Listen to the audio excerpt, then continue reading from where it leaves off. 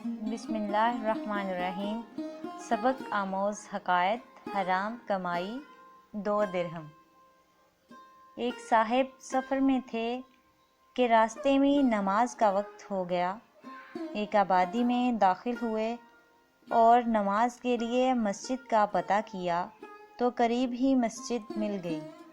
جب نماز کے لیے مسجد میں جانے لگے تو خیال آیا کہ اپنی سواری یعنی گھوڑا کس کے حوالے کروں، کہیں ایسا نہ ہو کہ میری غیر موجودگی میں کوئی میری سواری اور اس پر لگی بیش قیمت زین چوری کر لے۔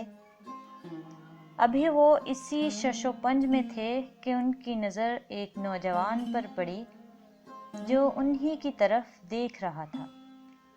لڑکے کو اشارہ کر کے بلایا اور کہا کہ بیٹا، میں مسافر ہوں، نماز کا وقت ہو رہا ہے، کیا میرے نماز ادا کرنے تک میرے سامان اور سواری کی حفاظت کر سکتے ہو؟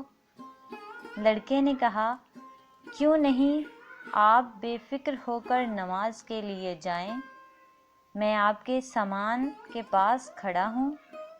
وہ صاحب بہت خوش ہوئے اور نماز کے لیے مسجد میں چلے گئے۔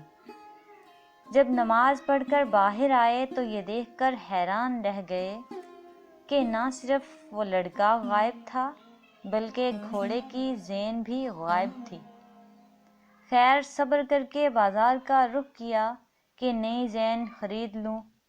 ایک دکان پر رکے تو دیکھا کہ ان کی وہی زین اس دکاندار کی دکان میں لٹکی ہوئی ہے۔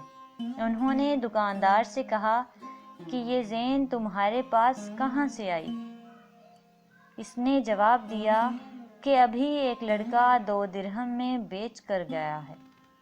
ان صاحب نے اپنا ماتھا پیٹ لیا اور بولے، ارے اللہ کے بندے، تھوڑا صبر کر لیتا تو یہ 2 درہم حرام نہ ہوتے۔ دکاندار نے پوچھا تو بتایا کہ میں نے نماز ہی میں سوچ لیا تھا کہ نماز پڑھ کر اس لڑکے کو 2 درہم دوں گا، مگر افسوس جلد بازی کی وجہ سے اس نے اپنی کمائی حرام کر لی۔ اگر صبر کر لیتا تو یہی 2 درہم اسے ملتے، مگر جائز طریقے سے ملتے۔ انسان کو رزق اتنا ہی ملتا ہے جو اللہ نے نصیب میں لکھ دیا۔ حرام یا حلال طریقے سے حاصل کرنا ہمارے اختیار میں ہے۔ اللہ اکبر۔